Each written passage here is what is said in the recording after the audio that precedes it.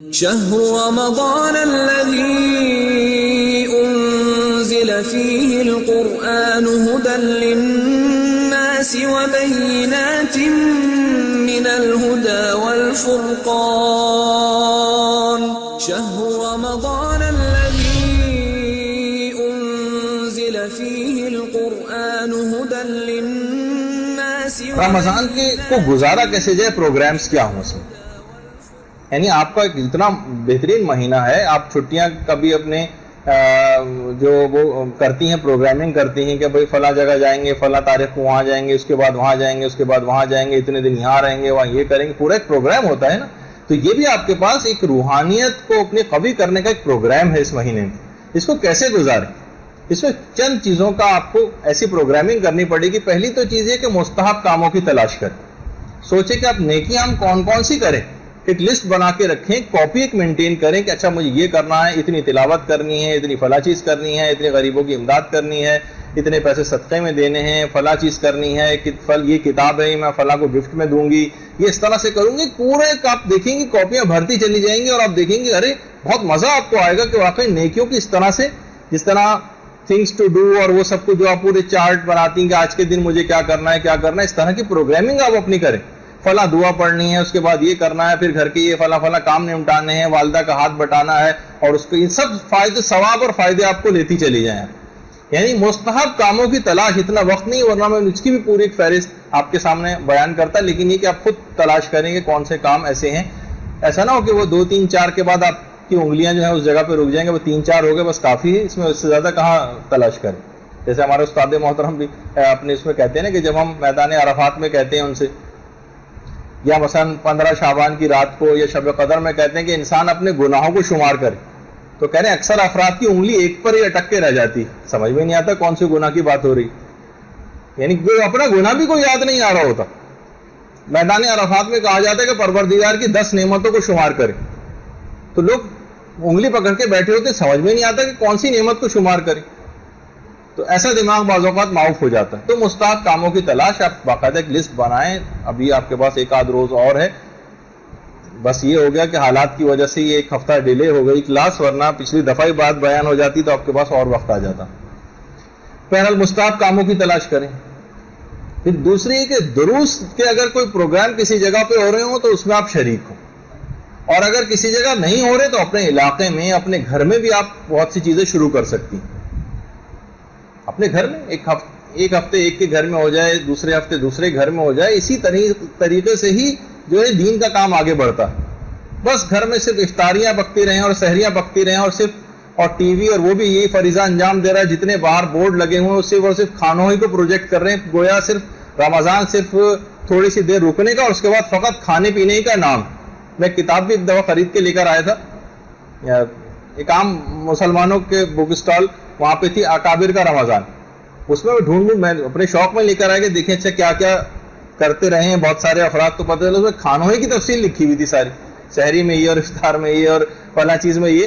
تو صرف کھانے پینے کی طرف متوجہ نہیں ہونا چاہیے، بلکہ اور چیزوں کی طرف بھی انسان متوجہ ہو کہ اس مہینے کو میں کیسے گزاروں. تو دروس کے ایسے پروگرام، اس میں یقیناً معرفت کی باتیں ہوں گی، اس میں احکامات بیان کیے جائیں گے، اس میں انسان کی روحانیت کو قوی کرنے والی بہت سی چیزیں ہوتی ہیں. اچھا کر کہیں جانا ممکن نہیں ہے، انعقاد ممکن نہیں ہے، تو آپ مدرسے کی لائبریری کی ممبر بن کے CD لیں، کتابیں لیں. مدرسے کا چینل ہے یوٹیوب کے اوپر، اس میں مختلف علماء کے دروس وغیرہ موجود ہیں، ان کو آپ سنیں. یعنی اپنی معلومات میں اس طرح سے درس و تدریس میں اس مہینے کو گزاریں. یہ خود اس کے پروگراموں میں خاص طور پر شامل ہونا چاہیے. سوتے ہوئے اور کھاتے ہوئے اس مہینے کو صرف گزارنا نہیں چاہیے. اس کے بعد کتب کا مطالعہ یہ ضرور اپنی لازمی طور پر زندگیوں میں شامل کریں. دیکھیے کتاب اگر کوئی شخص نہیں پڑھے گا، صرف ہم پچھلے جو یہاں پہ سینئر گروپس ہیں ان کو بھی اکثر و بیشتر ڈانٹ پھٹکار ہوتی رہتی ہے اس معاملے میں کہ صرف مدرسے میں پڑھائے جانے والے نوٹس کی حد تک اگر آپ رہ گئیں تو کوئی خاص آپ کو علمی ترقی نہیں کر پائیں گے. ظاہر ہے یہاں پر 1 ہفتے میں 1 کلاس ہوتی ہے، اتوار کے دن یہ صرف آپ آتی ہیں 3 گھنٹے کی، اس میں چلیں 2 لیکچرز آپ کے ہو گئے، یہ بہت ناکافی. سال بھر میں اگر کریں، چھٹیاں وٹیاں سب نکال دیں تو کتنا کم وقت آپ کے پاس بچتا ہے.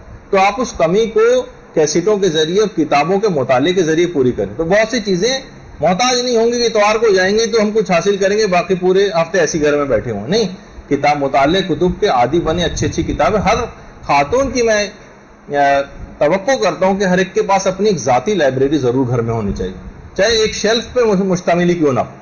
پھر آہستہ آہستہ اس کو بڑھاتی جائیں، لیکن ایک ذاتی لائبریری. ٹھیک ہے ابا کی ہے، بھائی کی کوئی ہے نہیں، آپ کی اپنی ایک ذاتی لائبریری ہونی چاہیے. چاہے وہ کتنی کم کتابیں 10-15 کتابوں سے اس کا آغاز کریں، لیکن ہونی چاہیے. تو اس کی طرف زیادہ سے زیادہ کوشش کریں، رغبت کریں. اگلی چیز یہ ہے کہ ایسے افراد کی آپ کو مدد کرنی ہے جو مالی لحاظ سے، فکری لحاظ سے، اعتقادی لحاظ سے یا میدان عمل میں کمزوری کے اعتبار سے ہوں. ان کی کمک اور مدد آپ کو کرنی. صرف ہم مدد صرف پیسوں ہی کی مدد کو سمجھتے ہیں. آپ دیکھتے ہیں کتنی خواتین ہیں ان کی نماز روزے غلط ہوئے چلے جا رہے ہیں، مسائل شریعت کا ان کو علم نہیں ہے.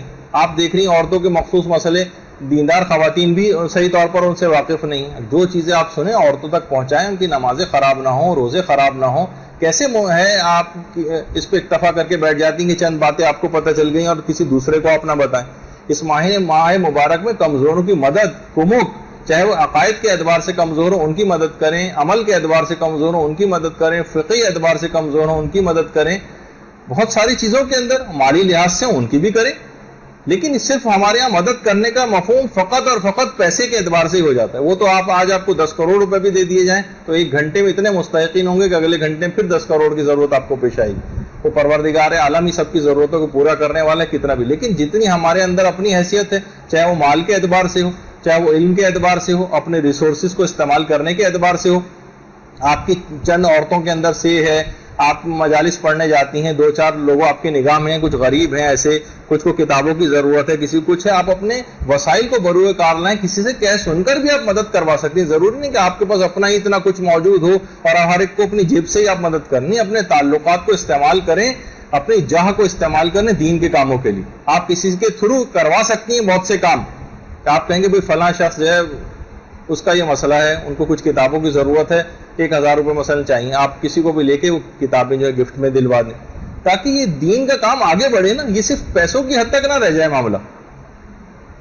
مثلا بہت سے لوگ ہوتے ہیں، جیسے اکثر مولانا رضا داؤدانی صاحب تھے، ان کے پاس بہت سے افراد خواتین ہیں، پردہ مکمل نہیں ہے ان کا، اور جناب مرد حضرات ہیں داڑھی نہیں ہے، اور سید ان کے پاس. وہ خود فرماتے ہیں کہ لوگ آتے ہیں ہمارے پاس تو ہم ان سے کہتے ہیں بھائی صاف صاف بات ہے کہ آپ نے اپنا حق خود ختم کر لیا. جو کھلم کھلا گناہ کرے اسے سہم سعادت نہیں دیا جا سکتا.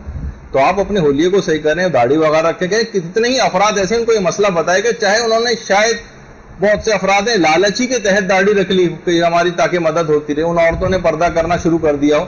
لیکن ایک بات آپ کچھ پیغام تو آگے پہنچائیں نا، تاکہ لوگوں کو احساس ہو کہ بہت سارے افراد حق رکھنے کے باوجود بھی اپنے آپ کو بہت سے گناہوں کے باعث اپنے حقوق سے خود محروم ہو جاتے ہیں، اپنے آپ کو محروم کر لیتے ہیں بہت سی وجوہات کی بنا پر. تو یہ ایک ایسی چیز ہے، یعنی کمزور لوگوں کی مدد، جس میں ساری چیزیں شامل ہو جاتی ہیں. آپ باقاعدہ صرف سننے کی حد تک، نوٹس بنانے کی حد تک نہ رہے گا جب تک عمل نہ کریں، ورنہ یہ سب بیکار. ورنہ تو کتابیں کے قبرستان بھرے پڑے ان تمام چیزوں کے اذکار سے، وہ لے کے آپ بھی شیلف کے اندر بھر لیجئے. اگر عمل نہیں کرنا تو پھر کوئی فائدہ نہیں. اچھا، پھر اس کے بعد ایک چیز آتی ہے اور وہ ہے روزانہ کی جو دعائیں. یہ بھی بہت اہم ہے. ایسا نہ ہو کہ صرف عمل کے لیے بہت ساری چیزیں آپ کریں کہ بھائی میں فلاں کی مدد کر رہی ہوں، فلاں یہ کر رہی ہوں، اور دعاؤں سے غافل ہو جائیں. نہیں، ہر شخص کی روحانیت کی ایک نیڈ بھی ہوتی، وہ دعاؤں اذکار اس سے اس کی نیڈ پوری ہوتی. تو اس میں افراط و تفریط کا شکار نہیں ہونا چاہیے کہ اگر ایک کام کر رہے ہیں تو دوسرے کام سے بالکل پہلو تہی کر لیں گے، ہم وہ کام کرتے رہیں، غریبوں کی مدد کرتے رہیں، اور لیکن دعائیں نہیں پڑھیں. دعائیں بھی پڑھنا ضروری ہیں، دعائیں بھی پڑھنا ضروری ہیں. تو روزانہ کی جو مشہور دعائیں ہیں وہ بھی اس سلسلے میں جو ہے وہ ضرور پڑھیں. یا علی ہو، یا عظیم ہو، یا غفور ہو، یا رحیم والی دعا، وہ ہر نماز کے بعد جو پڑھی جاتی ہے وہ بھی آپ کو مفاتی میں مل جائے گی. ماہ مبارک رمضان کی روزانہ کی جو دعا، اللہم ادخل علی اہل القبور السرور، رمضان میں پڑھنے کی کچھ خاص دعاؤں میں سے یہ بھی آپ ضرور اس میں پڑھیں. مفاتی کھولیں، اس کے اندر یہ سب دعائیں آپ کو لکھی ہوئی نظر آ جائیں گی. اللہم ارزقنی حج بیتک الحرام فی عامی ھذا و فی کل عام، یہ والی جو دعا ہے یہ بھی آپ کو مفاتی اور دیگر کتابوں میں مل جائے گی. تو کچھ ایسی چیزیں ہیں کہ آپ لازمی ان دعاؤں کو روزانہ پڑھنے کی جو ہے عادت ڈالیں. تلاوت قرآن ہے، یہ آپ اس کا انشاءاللہ جب شب قدر کی گفتگو آئے گی اس میں ہم اس کے بہت سارے اسرار و رموز جو علماء نے بتائے ہیں وہ آپ کی خدمت میں بیان کریں گے کہ تلاوت قرآن جو اس مہینے کی بہار ہے، اس میں اس سے بالکل بھی غافل نہ ہو. اور اس کے اندر بھی اس بات کی تفصیل آئے گی کہ بہت سو میں تو متعلق یہ بات کہی جاتی ہے کہ لوگ کہتے بھی ہیں اور بات صحیح بھی ہے کہ قرآن کو سمجھ کے پڑھنا چاہیے. وہ کہتے ہیں اگر ہم سمجھ کے پڑھیں گے تو چند آیات سے زیادہ ہم روزانہ نہیں پڑھ سکیں گے. تو کیا بہتر ہے؟ تلاوت تیزی سے کرتے ہوئے چلے جائیں وہ بہتر ہے، یا مثلا چند آیتوں کو تدبر سے یا تفکر کے ساتھ پڑھ لیں؟ تو اکثر علماء کا یہ کہنا ہے کہ ماہ رمضان میں قرآن کو ختم کرنے کا اور تلاوت کو کرتے ہوئے جانے کا اس کی ایک الگ سے بھی تاکید آئی. وہ تو ٹھیک ہے، تفکر کریں، تدبر کریں، اس کو تو کبھی بھی کوئی نہ کوئی منع کر سکتا ہے، نہ اس سلسلے میں کوئی دو رائے ہیں. لیکن رمضان کی خصوصیت یہ کہ اس میں صرف تلاوت بھی مطلوب ہے. اس کو جو فائدے آپ جس کام کے لیے بھی، جس فکر سے بھی آپ تلاوت کر رہی ہیں، ٹھیک ہے، وہ اس کے لیے الگ موقع کوئی نکالیے، تفسیر آپ لے کر بیٹھے ہیں، اس میں تدبر کریں، تفکر کریں، درس قرآن سنیں. لیکن خود قرآن کو ختم کرنا اور فقط تلاوت بھی مطلوب ہے، چاہے آپ کو کچھ سمجھ بھی نہ آئے. یہ خود رمضان کی الگ سے خصوصیت ہے کہ اس میں جتنی زیادہ ہو سکے تلاوت کریں، چاہے اتنی زیادہ تفکر کے ساتھ ہم نہ بھی کر سکیں. یہ صرف رمضان کے حوالے سے میں آپ کی خدمت میں بات بیان کر رہا ہوں. ایران میں ہم دیکھتے ہیں بہت سی چیزیں جو اچھی دیکھیں اس قوم میں، جو نکال کے جب بھی پیش کرتے ہیں، یہاں پہ بھی ہمیں نظر آئے تو ہم آپ کی بھی تصویر اس میں لگا کے پیش کریں کہ ووٹ دینے کے لیے لائن لگی ہوئی ہے خواتین کی. تو یہ فالتو وقت یہاں پہ بھی کیوں ضائع کیا جائے؟ تلاوت قرآن، ہاتھ میں قرآن لے کے اس لائن میں لگ کے بھی تلاوت ہو سکتی. ہم دیکھتے ہیں کتنے افراد ہیں اور ممالک میں ایئرپورٹس پہ آپ دیکھیں جہاں پڑھنے لکھنے کا کچھ رجحان ہے، لوگ وہاں ایئرپورٹس پہ فارغ اوقات میں بجائے کہ یہاں ایک دوسرے کو بیٹھے دیکھتے رہیں. ہمارے ایئرپورٹ پہ جائیے، ہر آدمی دوسرے کو بیٹھ کے دیکھ رہا ہوتا ہے. صرف وہاں پہ آپ جائیں، ہر آدمی کے ہاتھ میں تقریباً کتاب ہوتی ہے. یعنی جو غیر مسلم معاشرے ہیں ان کی بات کر رہا ہوں، وہ ایک دوسرے کو بیٹھے صرف تجسس کی نگاہ سے دیکھ نہیں رہے ہوتے یا نظر بازی کرنے میں مشغول نہیں ہوتے. وہ ٹھیک ہے اور گناہوں کے اندر مشغول ہیں، وہ اپنی جگہ پر ہے، لیکن وقت کو ضائع کرنے کے اعتبار سے ویٹنگ لاؤنج ہے، ڈاکٹر کے پاس گئے ہیں، انتظار کر رہے ہیں، کوئی اپنی کتاب ساتھ لے جائیں، وہاں پڑھنا شروع کر دیں. بس میں بیٹھ کے ادھر سے ادھر آ رہے ہیں، اسکول کالج یونیورسٹی کے پوائنٹ میں آپ بیٹھ کر آ رہی ہیں، گھنٹہ بھر اس کے اندر لگ جاتا ہے. اس کو کیوں وقت ضائع کر رہے ہیں؟ اس میں تلاوت قرآن کریں، کوئی اپنی اور کتاب اٹھا لیں. اس کو وقت کو، یہ خود ٹائم مینجمنٹ کا ایک حصہ ہے. تو بہرحال یہ سب چیزیں ایسی ہیں کہ دعاؤں کے اندر بھی اپنے آپ کو جو ہے سلسلے میں لگانا ہے. خدا سے راز و نیاز بھی اس مہینے میں جو ہے وہ کرنے ہیں، اس کی راتوں میں اور دنوں میں. تو یہ تمام چیزیں ایسی ہیں کہ دعائیں اور یہ سب کچھ مفاتیح الجنان اٹھائیں، اس کے اندر مشغول ہوں. واقعی یہ مہینہ مکمل ثواب اور فائدوں کو اٹھانے کا مہینہ ہے. تو یہ ہے. اور اس مہینے میں خاص طور پر صدقہ دینے کی بھی بڑی تاکید ہے. اس میں مختلف اوقات میں صدقہ، بہت سی خواتین کے متعلق میرے علم میں بات آتی ہے کہ انہوں نے گھر میں بس ہر وقت، ہر تھوڑی دیر بعد، گھنٹے بھر بعد انہوں نے بہت ساری ریزگاری بھی جمع کر کے رکھی ہوئی ہے. ہر تھوڑی دیر جب بھی گزر رہی ہیں وہاں سے نکالا انہوں نے، اسے ریزگاری اٹھائی اور صدقے کے باکس میں ڈال دی، جو پہلے سے اجازت یافتہ ہے. ایسا باکس ہے جو کہ حاکم شرع سے جو صدقے کے مسئلے میں نے اس سے پہلے بیان کیے تھے، یا کسی غریب سے اجازت لی ہوئی ہے کہ اس کو جمع کر کے ایک ساتھ دے دیا جائے گا. تو ہر موقع، ہر لمحے، آتے جاتے ہر وقت صدقات کہا جاتا ہے نا روایتوں میں کہ انسان قیامت کے میدان میں اپنے صدقات کی چھاؤں میں ہوگا. یعنی جتنے زیادہ اس نے صدقات دیے ہوں گے، اپنی زندگی کو لگائی، چاہے روزگاری جمع کر کے بار بار دن میں، ورنہ ہوتا نا کہ دن میں صبح میں ایک دفعہ دے دی، ایک دفعہ رات میں دے دی، نہیں، کئی دفعہ بھی دینے کی. نیکیوں میں کیا پریشانی ہے کہ اس کو متعدد بار نہیں انجام دیا جا سکتا. جتنی دفعہ ہو سکے آپ کوشش کریں کہ صدقات وغیرہ بھی اس انداز سے آپ دیتی رہیں. 70 بلائیں ہر دفعہ دور ہو جاتی ہیں، تو بار بار دینے سے جتنی دفعہ دیتی جائیں گی اتنی 70 بلائیں دور ہوتی چلی جائیں گی. اور پیغمبر اسلام کی جو احادیث میں سے بھی ہے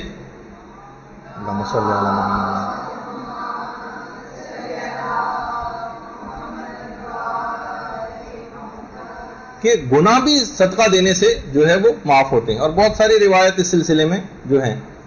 اور ہمارے 8ویں امام موسیٰ قاسم علیہ السلام کے متعلق فرماتے ہیں، اللہم صلی علی محمد وعلی محمد،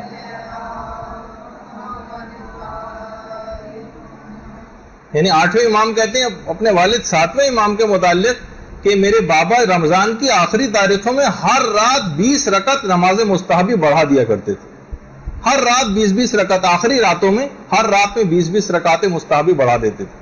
ہم جیسے جیسے دن قریب آتے جاتے ہیں ویسے ویسے نمازوں کو کم کرتے چلے جاتے ہیں، لیکن وہ بڑھا دیا کرتے تھے. اچھا، اب اس میں آپ کو زبان کے اوپر بہت زیادہ کنٹرول رکھنا ہے، اس کا خیال کرنا ہے. آنکھوں کے اوپر بہت زیادہ کنٹرول جو رکھنا ہے. حرام چیز کوئی نہ ہو، رشوت خوری اور مختلف چیزیں یا مال حرام اس طرح سے کمانا، اس پہ اپنے آپ کو کنٹرول رکھنا. اور ایک چیز اور دیکھیے، بہت ساری طبیعتیں ایسی ہیں کہ ان کی طبیعتیں عام دنوں میں روزہ رکھنے پر تیار نہیں ہوتی. ٹھیک ہے، ہمیں پتا ہے، ہمیں بہت زیادہ ثواب معلوم ہے، لیکن کیا کریں، دل نہیں چاہتا روزہ رکھنے کو. ہمیں پتا ہے کہ لوگوں کی امداد کرنے کا اور صدقات دینے کا کتنا ثواب ہے، لیکن انفاق فی سبیل اللہ کے اوپر دل زیادہ تیار نہیں ہوتا، ہاتھ جیب کی طرف زیادہ جاتا نہیں ہے اس سلسلے میں. ٹھیک ہے، نمازیں جو ہیں، ہمیں پتا ہے کہ رات کو شب بیداری کی کتنی تاکید ہے، نماز شب پڑھنے کی کتنی تاکید ہے، لیکن نماز شب کے لیے کوشش کے باوجود اٹھا ہی نہیں جاتا. ان لوگوں کے لیے بھی ایک آسان حل بتایا گیا. وہ افراد، اور یہ حل جو بتایا یہ ہمارے چھٹے امام جعفر صادق علیہ السلام نے بتایا،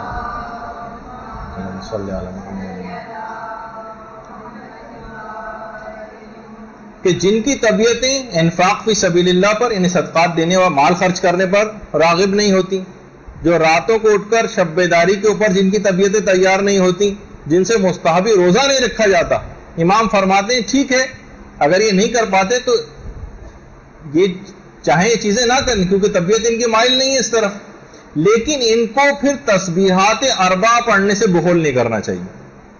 ایسے افراد کے جو ان تینوں کام نہیں کر سکتے، ان کو چاہیے کہ کم سے کم، یہ میرے اپنے الفاظ ہیں، کہ ان کو چاہیے کم سے کم ایک تسبیح تسبیحات اربع، سبحان اللہ والحمد للہ ولا الہ الا اللہ واللہ اکبر، یہ کم سے کم روزانہ ضرور پڑھ لیں. تو ان کی وہ کمی جو یہ صدقات نہ دینے کی وجہ سے روحانیت میں کمی ہو رہی ہے، جو شب بیداری اور نماز شب نہ پڑھنے کی وجہ سے ان کے اندر ایک کمی آ رہی ہے، اور جو مستحب روزے رکھنے سے جو فائدے روحانیت کے حاصل ہو جانے چاہیے تھے وہ حاصل نہیں کر پا رہے ہیں، وہ تسبیحات اربع پڑھنے سے حاصل کر سکتے ہیں.